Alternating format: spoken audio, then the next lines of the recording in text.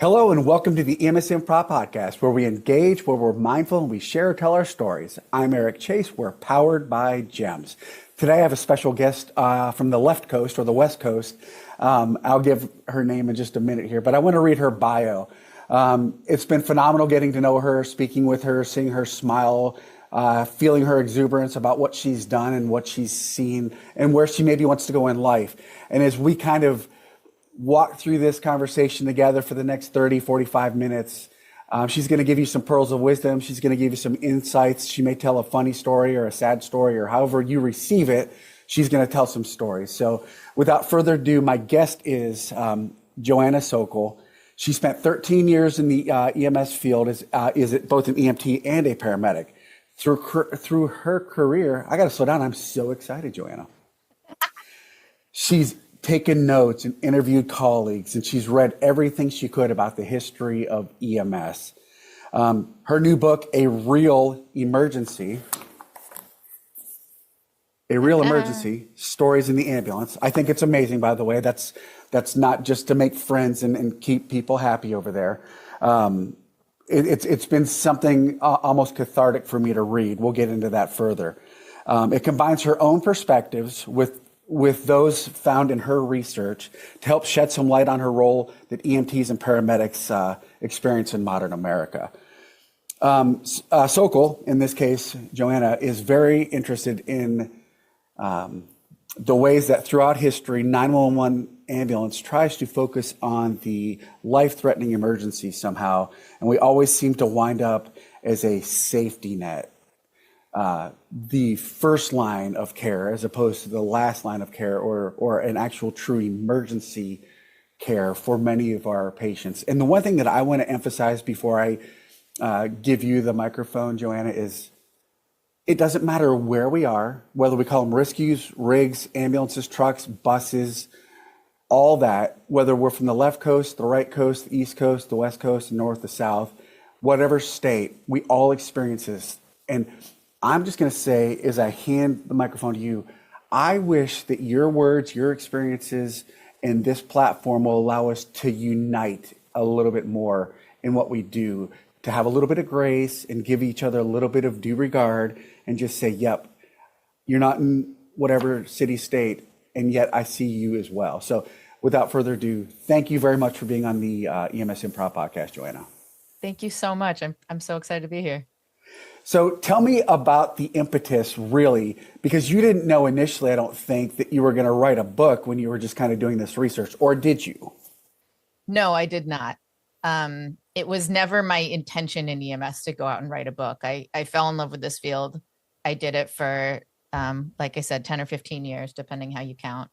And I've always been a journaler and a note taker. I've kept journals since I was a little kid. I've always written things down. It's kind of how I process the world around me. If a patient says something really funny or really dramatic, it's just my instinct to write it down. I'm like, oh my God, that was hilarious. I have to write down that quote. But I absolutely did not think I was going to put together a book until maybe like 3-4 years ago, till the very end of when I was working in the field. It was a really fun process, but it wasn't something I set out to do from the beginning. Well, very interesting. Okay, well, thank you for that little bit of context. So for people that are interested, you mentioned journaling. Was that something that you were doing from a standpoint of catharsis, release, learning, growing through your experiences, the good, the bad, the ugly? Or was it just something that you did in order to kind of be in the moment or whatever you were doing? It's kind of a boring answer, but all of the above. I've kept journals since I was a little kid. It was something my mom and dad encouraged, and they wanted me and my brother both to do it. My brother didn't really like it, and I loved it. I found for some reason that it helped me feel grounded. It helped me find my place in the world. Whenever I got confused or overwhelmed by something, I would just like sit down with a notebook and write it all out, and it would help me sort out my thoughts. Sometimes when something really cool or interesting or scary or notable happened to me and I was afraid I was going to forget it, I would write it down. And I was really into reading when I was a kid too. I loved reading. I love books. I love the way that words and sentences sound when you put them next to each other. When you put really cool adjectives in a sentence and it sounds cool, it just makes me really happy. The way some people kind of fall in love with music or with art. I fell in love with words. And so you mentioned that it was cathartic. That's completely true. That it was, I don't know if you said therapeutic, but that was true too. It really just helped me kind of move through life. Sometimes I would literally just sit down and like describe the place I was sitting and describe the colors and the smells around me. And it would just help me kind of be in the moment. And I guess it helps me feel safe sometimes. And so as I went into EMS work, which obviously as a young EMT and paramedic, no matter who you are, you're going to see a bunch of really intense stuff that you've probably never seen before. It's super overwhelming. It's super crazy. It's all kind of flying at you left and right. And I found that one of the best ways for me to, I don't know, self-soothe, I guess, when I got off a heavy shift was just to write it all down. All the stuff that I'd seen, all the fears that I had, all the things I was sure that I'd screwed up, all the emotions, I would just dump it in a notebook. And for a long time, the notebooks were secret. I was never planning on sharing them. And they have like warnings in Sharpie on the front, Joe's do not read, like secret. And I keep them in safes and stuff, but I never actually threw any of them out. I never burned them. I never threw them away. I always just kind of kept them in a pile. And the longer I stayed in the work, the taller the pile got. Until after I'd been doing it for 9 or 10 years, I quite literally, I probably have, I don't know, 50 or 60 full journals. And a lot of them are just spiral bound notebooks, just cheap. I've got one right here as we're doing the podcast. Even though I'm the one being interviewed, I still couldn't handle not having a notebook and a pen next to me. Yes. Just to jot down notes to keep track of what we're talking about. So I literally have a couple of bookshelves full of these notebooks, piles of them on the floor. And so, yeah, that was kind of how writing, I don't know, I guess came to be a part of my routine. Well, I like that, whether it was a suggestion by your parents, you were actually a child that took something and didn't, poo-poo it and just throw it all away. We all have these opportunities and we can get suggestions. And this is one that I see that you've not only done to stay engaged and connected with everything that you've done in your life and throughout your life. The happy, the sad, the joyful, the absolute abhorrent and everything else in between, to get to the point where somebody said, hey, I think you have enough for a book. And then you put it together and realize, hey, you do have a book. And I suggest that people look at it. And as I've read it, it's brought up many, many feelings for me. Some that I hadn't been grounded in, some that I was well grounded in. So for those of you that aren't seeking therapeutic outlets and healthy outlets in your life, if you were to open this book, it may cause you to have some feelings. It may cause you to feel some emotions or maybe create some behaviors. I ask that you do this with safety and bearing in mind your previous traumas. Now, there's nothing in here inherently bad, horrible. It's true life. And at the same point, it's bad and horrible. And with that being said, I want to go to something you wrote, and it's on page 110 of your book. So for those of you that buy the book, I want you to go to this page and say, it's titled or headed, "This is Love," Joanna. And it's hard in a series of essays to describe the day by day you write. And, you continue in the next paragraph that most calls, despite all the drama and emotion, are ultimately forgettable. And I want you to kind of touch upon that, because you can equally say that and believe that and still have taken one thing that harkens back to a memory of your journaling that created a story or became a story that you've either highlighted here or that it's imprinted in your spirit and those that you worked with. So this is love. What does that mean in context to what you were writing? And tell me about how you allow the forgettable to be forgotten and your processes to work through that, and those things that are so pivotal and can have such an implicit impact, positive or negative, we have to buffer based upon that kind of overarching love. So I'll give you the platform again. Man, that was a bunch of questions at once. Did you write them down? No, because I had my book out. I was trying to follow on page 110, but okay. I should have. Yeah, I have a few different thoughts about that.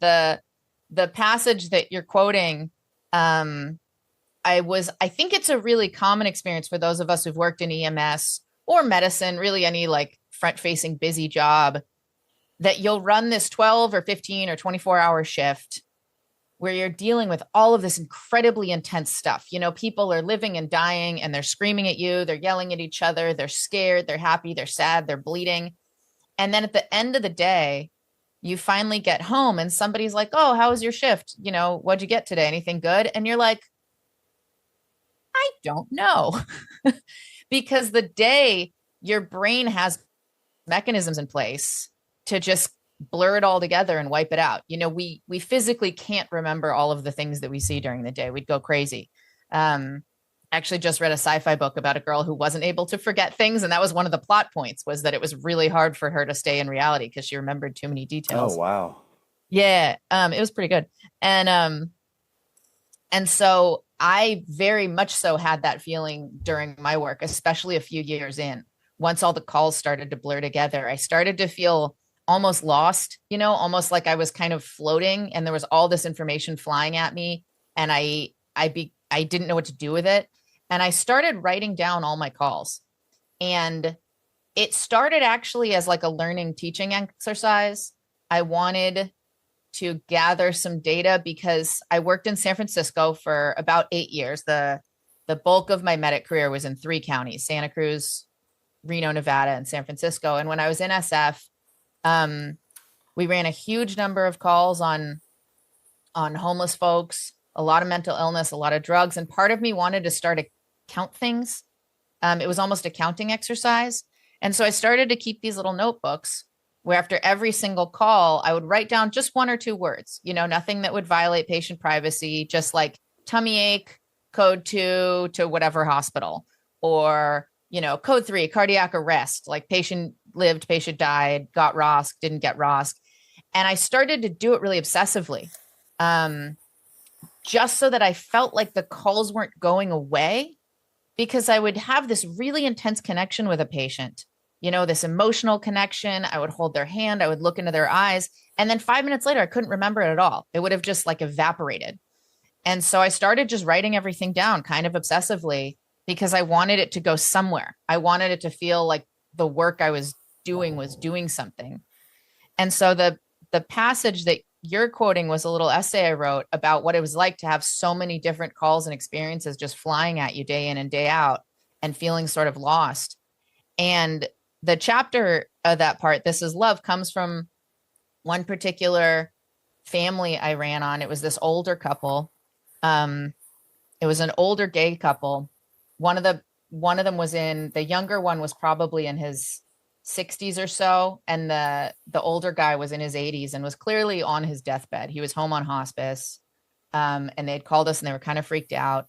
And we sat with them for maybe an hour or two, trying to figure out whether we were going to transport or not. Because the older husband was clearly really, really sick, but did not want to die in a hospital. So we talked them through it. You know, we held their hands. We explained to them what the options were. We ended up getting a captain called to the scene to help us figure it out. And it was one of those calls that really just stuck with me. One of the guys, I can't actually remember which one, but it kind of doesn't matter. One of the guys looked at me, looked at his husband, looked back at me and said, "I am stubborn. He is patient. This is love." Oh, wow. Yeah. And I don't think I started sobbing on the scene. You know, I don't usually cry on calls, but it was one of those ones where I was just like, well, I'm writing that down. And I remember writing it down in my little notebook next to his like allergies and AMA notes and stuff, just down the side of the page. And it really stuck with me. And so years later, when I was writing about what it feels like to run call after call after call after call and forget so many of them, and then have 1 or 2 that really stick out to you, one of the points that I wanted to make throughout the book was that in the movies, they tend to really emphasize cardiac arrests, gunshots, you know, people falling out of buildings, the drama, right? And I get why, it makes for good TV. But in reality, I probably ran a code that day and completely forgot about it. You know, that wasn't the call that stuck with me. That wasn't the call that hit me. It was this guy who was watching the love of his life pass away and said, "I am stubborn. He is patient. This is love." You know, and that one just kind of grabbed me by the throat. And so I think I was really writing about just trying to capture the humanity of it all instead of forgetting. So that's what that was about. I don't Wow. know. Yeah, no, so thank you. And I can see and feel the emotion from you, and even take myself through my mind's eye to that moment, and kind of extrapolate through experiences that I've had with hospice patients or patients that are going to succumb to their injuries or illness on scene, and try to create a space of grace. And obviously, you're giving that. And I think a lot of us in EMS, and it's certainly not within the spectrum of traditional education, it's much more nuanced, that we get to that point where until we've gone through that, we don't know what we're going to do kind of experience, whether it be the loved one, with our own family members, or as a responder. And given that was something that you felt that you wanted to capture, that human experience, what was the training or the experience that you had that got you to that level where it didn't just grab you by the throat and make you a puddling pile of your own tears, that you were also able to get through it and ask, tap in, tap out, get a captain to come out there and kind of walk through this whole thing?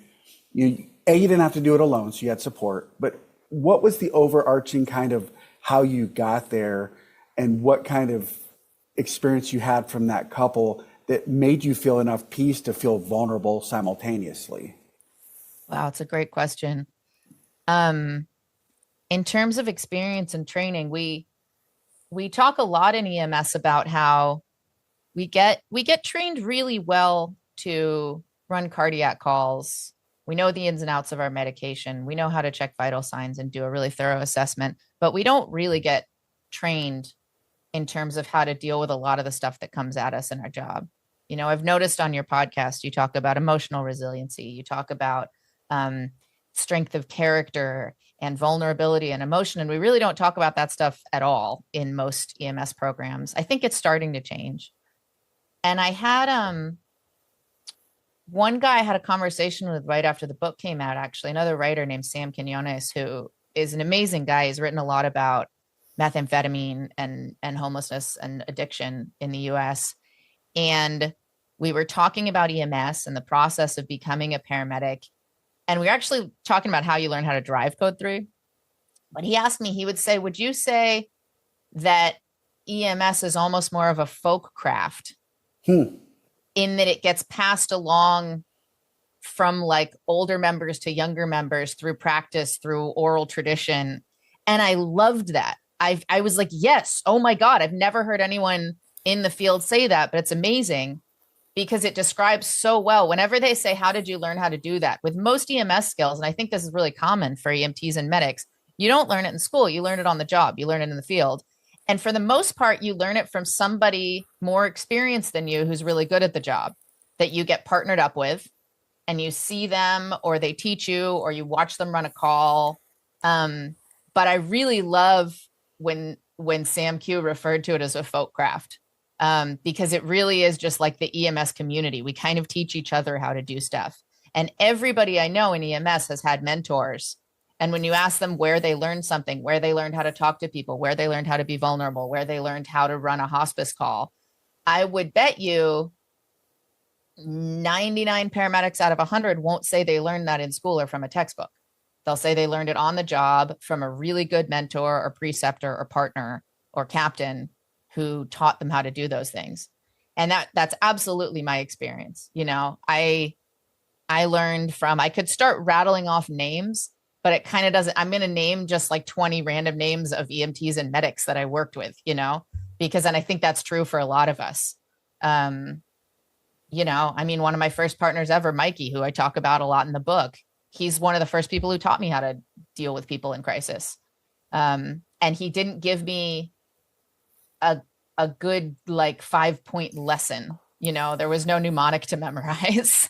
I just watched the way that he dealt with people, the way that he used his tone of voice and his body language, and the way that he showed his own vulnerability sometimes with patients when it seemed appropriate. And then other times when he dialed it back and was more stoic and professional. And we worked together for a long time. And I just kind of watched that and I learned a lot from it. And every other partner I've had since him. You really just kind of learn it on the job. You make it up as you go. It's interesting. You had mentioned, how you watched him dealing with people in crisis.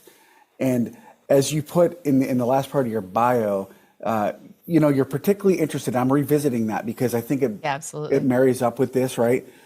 You said you're particularly interested in the ways that throughout the history, no matter how hard the 911 ambulance tries to focus on the life-threatening emergencies, somehow we always seem to wind up as a safety net.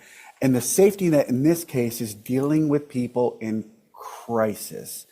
And whether it's San Francisco or Reno or Oklahoma City or El Reno or Colorado Springs or Santa Clara, all the places that you and I monument that we've worked or lived or practiced kind of medicine, if you will. Ultimately, medicine may be half or less than what we do for that person because there's a level of crisis that we're helping them walk through or be beside them with. And, for you and I have a bachelor's degree and I have an associate's of applied science and a lot of psychology stuff, and I work in the mental health field. And even armed with that, I still fail. I make mistakes. I forget. And we're putting new EMTs and paramedics out there without any of this, and to me, I count it as a blessing in spite of all the horror and the terror that I've experienced and you and I have spoken about in our past and that you've written here about in the book. And some of the ruminating thoughts, one being, and getting back to you, is please don't do this to him. When you're talking about intubating a patient, that you're already, all the ribs are broken from the compressions, and you're silently saying it to yourself because the person A doesn't have a DNR in place, B there's nobody there to say stop it, or you haven't met the immeasurables yet to do a field termination, etc. So we have these interplays constantly going on in our heads, and in this case, that's obviously a life and death scenario where death, without the horror and the torture of what we're doing, many of us perceive and believe is more humane than going through the process where its futility is significantly high. The likelihood of any positive outcome is significantly diminished. So in the mental health space, in as cathartic and therapeutic as it was for you to write this amazing book, and chapter by chapter, it goes from laughing to tears to kind of all the different emotions and feels. When you're having that ruminating thought, or when you're talking with another student or a practitioner provider that has or hasn't read your book and doesn't kind of come up with their own ideas and game plan to how to deal with these emotions, what are some of the things that you did or know that are appropriate to kind of help get you through your life as a EMS professional? So what are some of the things that I did to get through it and that I can share with students? Yeah. It's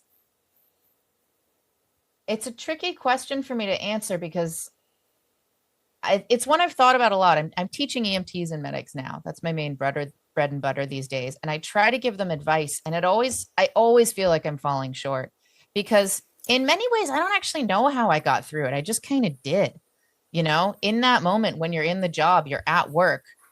I definitely, and a lot of the advice I give is really boring. It's really simple. It's go outside and have a hobby on your day off, try to connect with some people that don't work in EMS.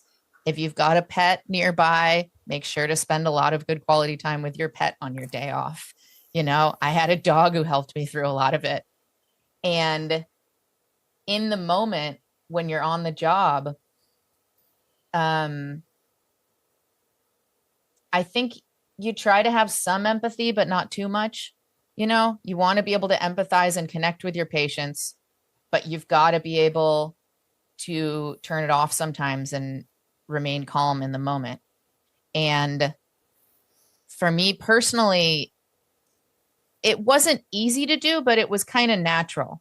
I was one of those people, like I think a lot of us in EMS, who was really all over the place when in my younger years. I had a really hard time in college sitting still.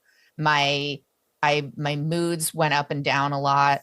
Um, I was a big adrenaline junkie. I loved extreme sports because I love how much it forced you to focus on one thing in front of you.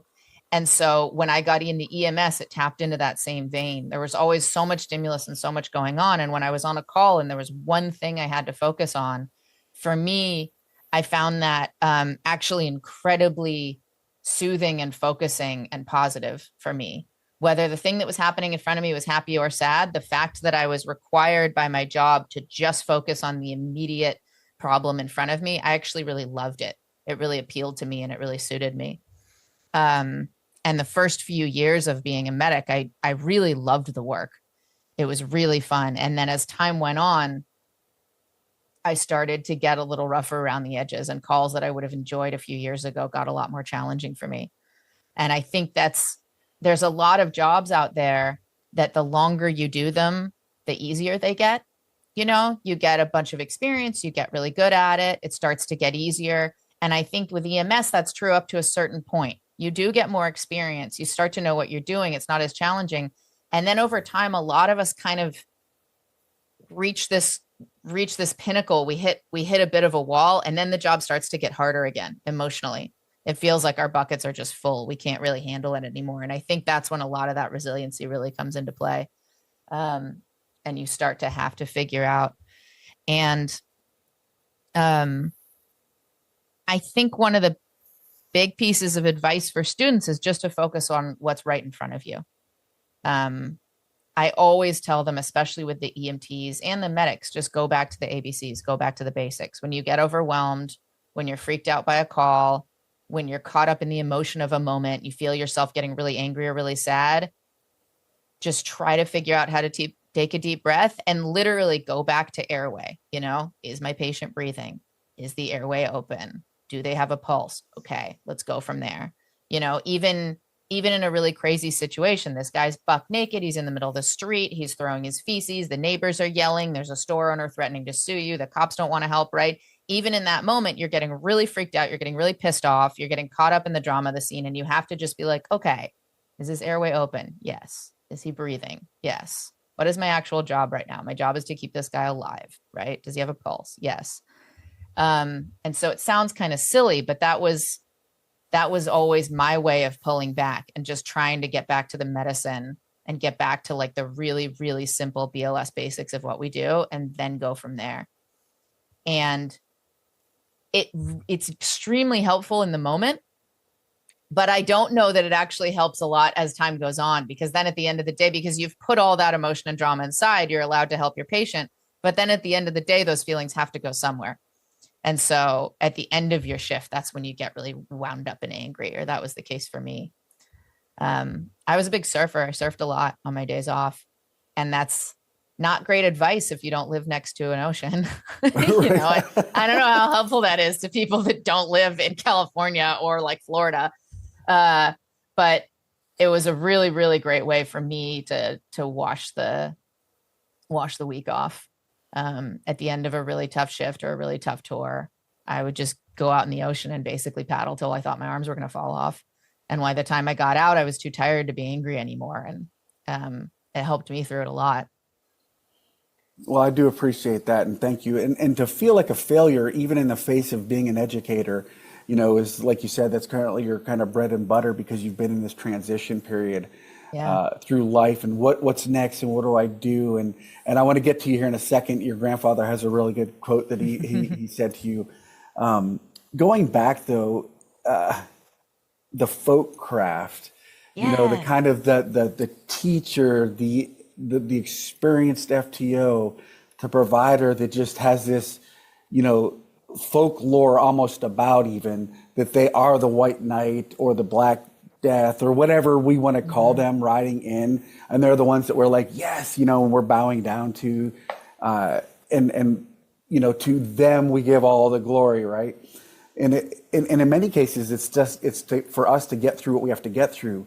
And yet I hear you say, is this well-accomplished practitioner, provider, with years of experience, and empathetic and sympathetic and well-read and well-versed, you still say, as a educator, I often think it's so based, or I'm a failure, or what really can I tell them that they shouldn't already know? And I love that sense of humility at the same time. And I think that's why your story, A, resonates, B, why I think on the national and the local and the regional, California Ambulance Association, American Ambulance Association, listen, because Joanna has stories to tell, and then she connects with people. We need to empower women. There's not a lot of women in leadership roles, and there are many more that are coming up through as we start to recognize this. We need to engage people that are desiring to be engaged, or we're going to continue to lose them to other, professions or other allied health fields or medical school or whatever else. So your grandfather said a quote to you, and I want to hear that, please, if you're comfortable sharing it. Absolutely. It's right in the front of the book. I'm actually just going to read. Good. And then I will tell the story behind it. Okay. So the dedication to my book on the front page, we were going to dedicate it to the dog. And at the last minute, we switched it. And it says, for my grandfather, the surgeon, who would always say, when are you going to quit screwing around with this ambulance shit and go to medical school?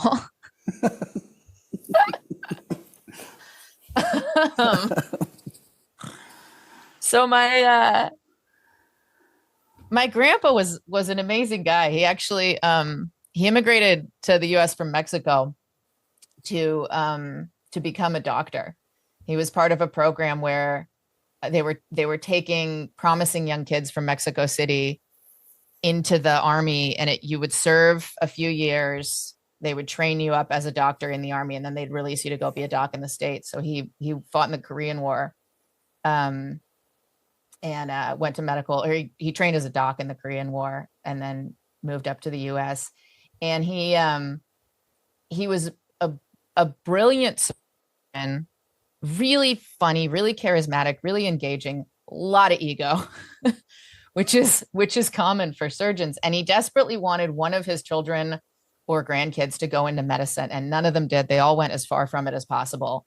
And I was the last grandkid and the youngest, and I was a girl, and I showed a little bit of interest in medicine and in physiology from a young age. And so he got really excited. He thought he finally had a doctor in the family. And he would, from time to time, he would give me like a medical book or like an anatomy book, and he kept pushing me. And he was the kind of guy where it was basically Harvard Medical School or bust, and I loved medicine. I loved bodies and science and anatomy. And I had a really, really hard time sitting still in school. Sitting still for hours and hours in the library, memorizing stuff just did not work for my brain. I would end up totally falling apart. And so I actually went to a pretty prestigious university for the first 2 years, and I couldn't hang. I got okay grades. I was scraping by, but I was pretty miserable, and I didn't feel like I was excelling. I ended up dropping out of school and taking an EMT class. And it sounds so cliche, but by the second day in EMT class, I was like, oh, this is it. This is the thing. This is what I'm supposed to do. I knew. My teachers were so fun. They were so direct. They were so engaging. It was the opposite of sitting there memorizing chemistry formulas for hours. It was like everything we learned was a real physical skill that we were going to use on real patients very soon. For someone who likes immediate gratification with a short attention span, EMS is where it's at in medicine. And so I totally fell in love with it. And I kept kind of trying to explain it to my grandpa, and he didn't get it. And he would always lay it on me. And he would always say, when are you going to quit screwing around with this ambulance shit and go to medical school? Come on. I want a doctor in the family. And in a way, it was really flattering. It was his way of telling me he loved me. He thought that I was smart enough and worthy enough to go to med school. And he was sort of disappointed that I was wasting my life doing this ambulance thing.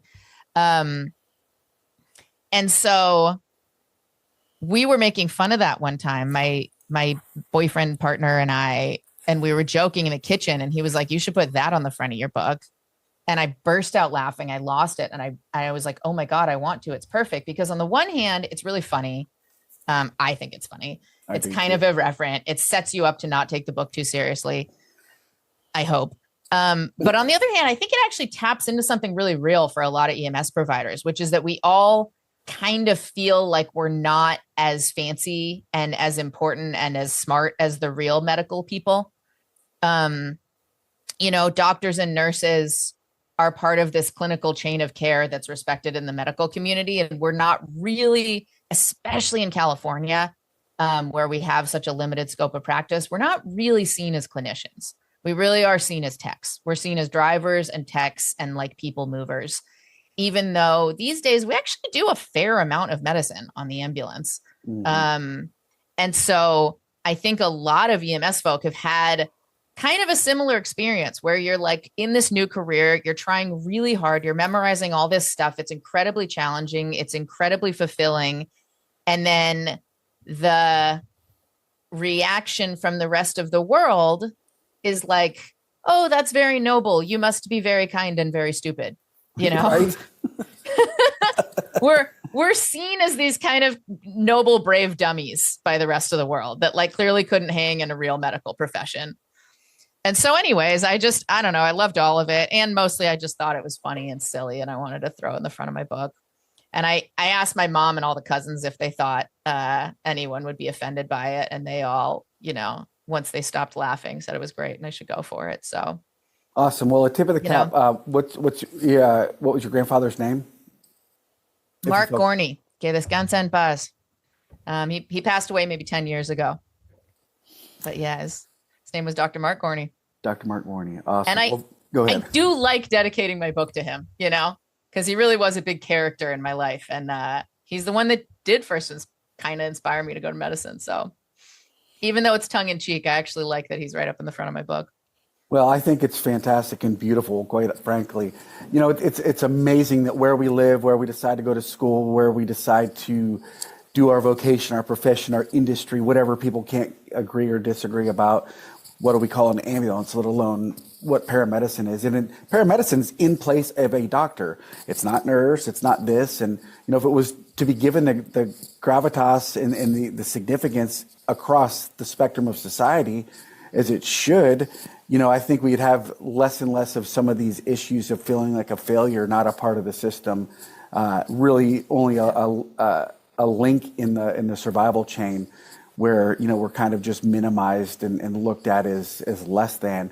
Like the glorious empathetic idiot. I saw myself kind of trotting into somebody's house. Hi, my name's Eric. This is my partner. We're here to do, and it's insert different patient name, same, and I don't want to be that way. And that's one of the reasons that at my age, 58, that I still, because I have to work, that I still love paramedicine. And I had my period of time where I hated people, and that started with not liking myself, so yeah. I really, it's hard to hate people if you like yourself. And I want to give my wife, who will hate me saying this publicly, she's the person in 2016 that told me that I needed to find my joy. And, and it wasn't irreverent. It was like that or hit me over the head with a frying pan in our kitchen.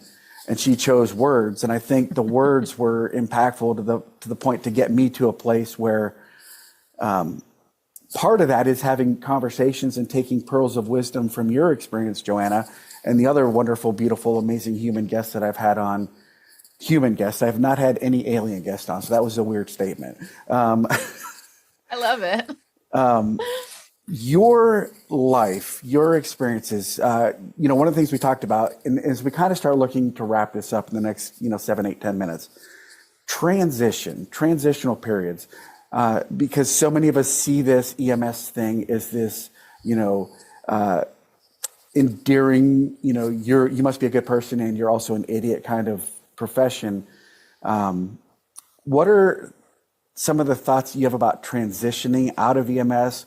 What opportunities that maybe you're looking at if you feel comfortable sharing, and why some people can't ever leave because they don't feel a sense of purpose or whatever else. So I'm just curious your perspectives on that. Absolutely. It's something I've been thinking a lot about lately.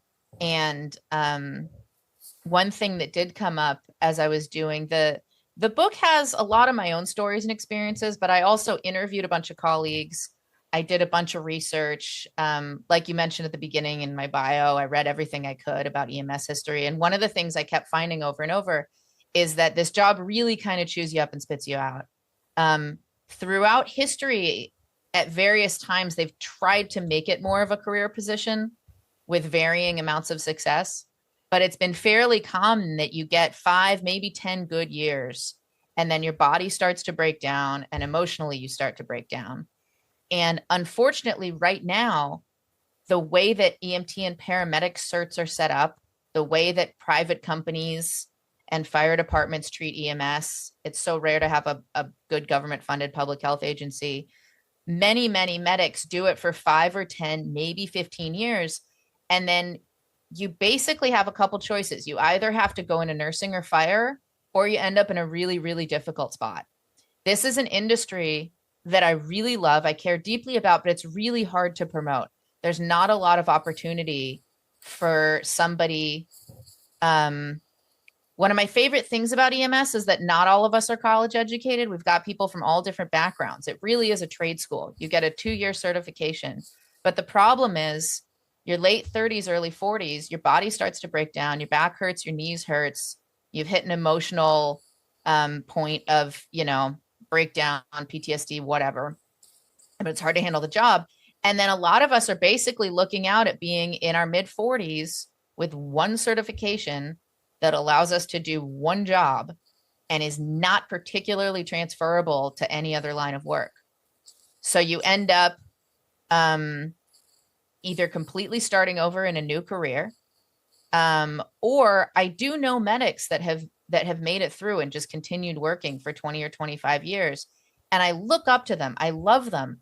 They're incredible, but especially if you work in a busy urban system, it is rough. It is really, really hard lifestyle to maintain into your late 40s and 50s. You're looking at knee replacements, shoulder replacements, a lot of emotional challenges that you're going to have to work through.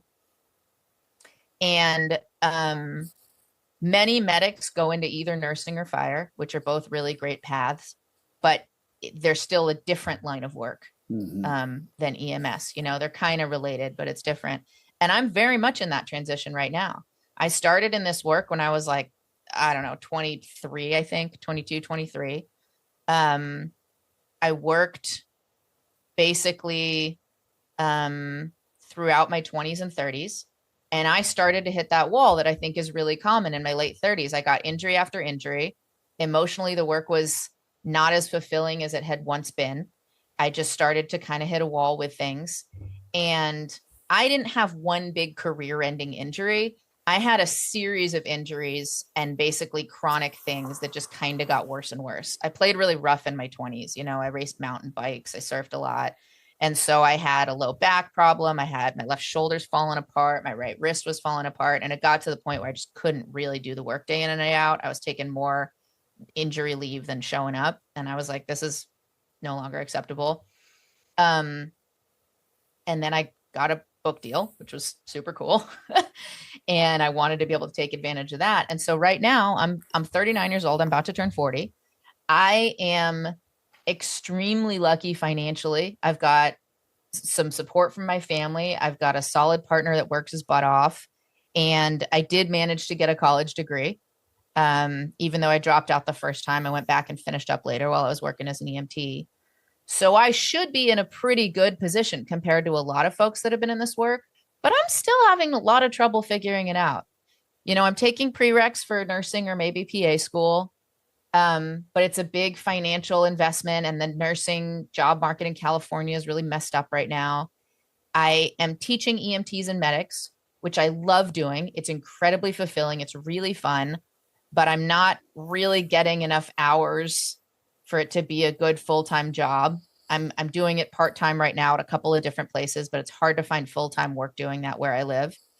And so I'm very much feeling that, that challenge of whether I'm about to just completely start over in a whole new line of work, or whether I'm going to be able to use these skills that I've spent the last 18 years building in some sort of career that I can start now and move forward with. And so one of the things that I had always thought, but writing the book made me really do a lot of research to kind of back up and think about more thoroughly, is the ways that this job it can, it's a great job, but it's a terrible career, you know? Yeah. And I tell the students that I'm like, this is an incredible job. There is nothing I would rather have done with my 20s and early 30s. I am so happy and so lucky that I did this, but you have got to have an exit strategy. This is a really, really demanding line of work that you cannot do for 30 or 40 years the way you can with a lot of jobs. And when you hit a certain age, you're going to have to either nursing, fire, another career, or marry rich. Right. You know, you're going to have to find a way out. And I'm in that way right now. And it's exciting in a lot of ways, but it's also really, really scary. I'm trying to figure out what I'm going to do for the next 20, 30 years. And I'm nervous because I really gave my life to this line of work that I really loved. And I'm trying to figure out if there's a way to continue in that path or switch up. And it's scary. It's a big, scary transition. Well, it is scary. I appreciate your humility. There's something on the back of your book that writes, anyone can call 911, absolutely anyone, any time of day or night, whether from a penthouse or from inside of a dumpster. You can call us and we will show up just the same. And what an honor that is. What an astounding virtue to be the guy who shows up when no one else will. That's what I tell myself anyway. If that was what you had to do and say to get through and to get by, to now be in this conundrum, this kerfuffle of life's transitions and not know the direction, either due to finances or desire not to go to school. But like you said, 30, 40 years, you know, thanks pharmaceutical companies, pay us better, you know, do a better job of telling us what EMS does, you know, be a part of the solution, as opposed to just continuing to say no to procedures and medications and make it affordable. At least everybody understands capitalism, but greed also can take center stage in many cases. I want to give you the last couple of minutes here to kind of honor the work you did, to say a big thank you for, again, writing this book, A Real Emergency, for your time, you know, that you've given me and our listeners. And then I'll do our outro. But Joanna Sokol, A Real Emergency, Stories from the Ambulance. It's been a pleasure at this point to talk with you. And we have numbers and emails and stuff. So I look forward to staying connected and engaged to see where your path and journey takes you. And also be a resource or whatever in your future. But I want to give you the last couple of minutes to wrap this up. Thank you so much. This has been a really amazing conversation. It's been fun getting to know you. I think if there's something to end on, that quote that you just pulled from the back of the book, it's from something I wrote years ago, actually. And now that I think of it, would have been a way better answer to that earlier question you asked about how you get through your day. Way to be a failure. But to be the guy that shows up when no one else will. So one of the things that really, really got me through the day, I know that it's a common experience, something that surprises people that don't work in EMS and doesn't surprise any of us that do the work, is that 99% of our calls are not true life-threatening emergencies. You know, most of our calls are homelessness, mental illness, the elderly, social issues, people who don't have enough money. You know, we just moved here and we don't have a new doctor set up and Medicare keeps denying us, and Grammy's had a tummy ache for like a week and we don't know if it's real or not. What do we do? Those are what our calls really are. You know, most of our calls are not gunshots and car accidents. Most of our calls are people who like need a new prescription and don't have a way to get it, or don't know which pills they're supposed to be taking, or their toe hurts and they don't have a doctor. And I think a lot of EMTs and medics get really frustrated with that. And I do too. You get really pissed off because you were trained to be reacting in like seconds to all these life or death emergencies. And then you go out into the work and it's call after call of, you know, Grammy's got a tummy ache and Uncle Bob is drunk again. And you're like, what the heck? I thought I was supposed to. And so one thing that happened to me, the more I read about EMS, the more people I talked to, the more I did the work, is I started to really just embrace. I tried really hard to embrace the work that we actually do. And it was like, okay, this job isn't what I thought it was going to be. This is what this job is. And the truth is, and it was like, put yourself in the shoes. Like, imagine if your life was so messed up and so out of control, and you were so confused on how to operate your daily activities that you literally didn't know what to do when Grammy had a tummy ache. And so you had to call 911. You know, they're not actually calling 911 just because they're jerks. They're calling 911 because they don't know what else to do. And sometimes it's because they're stuck in addiction, or they're really sick, or they're really poor, or they're really confused, or maybe they're just really mean. Maybe they're just a big fat, you said we're allowed to cuss. Maybe they're just a big fat asshole that pissed off everyone else in their life and has alienated every other friend and family member. And the last person left that they have that can come unplug their oxygen tank or fill their prescription is the ambulance, because we don't say no, because you cannot alienate us. You can't cut us off. It is like a truly unconditional love. No matter how mad we are, no matter how annoyed we are that we're showing up on you for like the 5th time today, we still come. We still have to come every single time. And we still have to be nice to you, you know, and we still have to try as hard as we can to help fix your problem. And I think that can be so frustrating, but I also think there's a lot of honor in it. I think there's something incredibly honorable and incredibly valuable, like I said, in being the guy that shows up when no one else will. You know, when you have pissed off every single person in your life, when you are all alone and you are all screwed up and you don't know what else to do, we will show up. And sometimes we'll be annoyed about it, and sometimes we'll be tired, and sometimes we'll be in a good mood, but we will be there. We won't not be there. We'll keep coming. And so I just tried to tell myself, even on my worst days, that there's value in that. I'm glad that exists, you know, even though it's not always fun to do. I'm just so glad that exists and that we have that. And I don't think it should be taken away. I think it should be honored.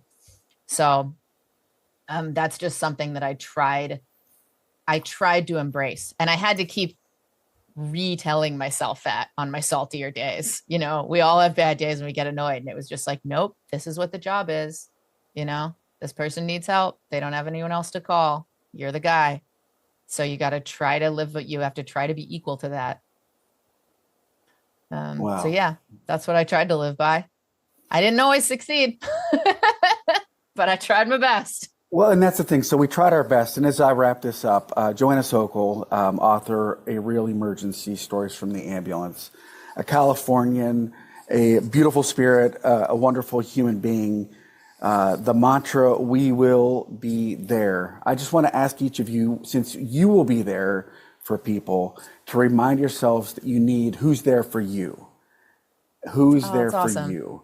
And as you're in your transition, Joanna, and we know people that are in our transition, we always say that, you know, you can reach out to us at the EMS Improv at gmail.com, through GEMS, through, I'm assuming if you reach out to the publisher or publicist for Joanna, she may be able to get you in contact with, you know, help in your area. Know that we can provide you access to things that you may feel that you're unable to get on your own. And maybe this is the impetus or that little push that says, you know what, we're here for you also. And it's always, always, always that care that is not necessarily a real emergency, that is as impactful as anything else that we'll ever do. This is and has been the EMS Improv podcast, where we've engaged, we've tried to be mindful, and we've heard and shared and told some stories. I'm Eric Chase. We're powered by GEMS. Joanna Sokol, you've been a beautiful spirit, and may a peace which surpasses all understanding be with you.